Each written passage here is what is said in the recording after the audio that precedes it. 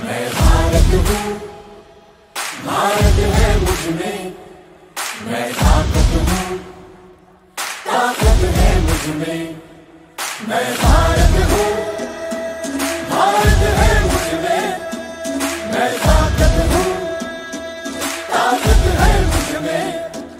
हम भारत को नतमस्तक है, हम योद्धा के दो हस्तक है, हम भारत भाग्य विधाता है, हम भारत के मतदाता है।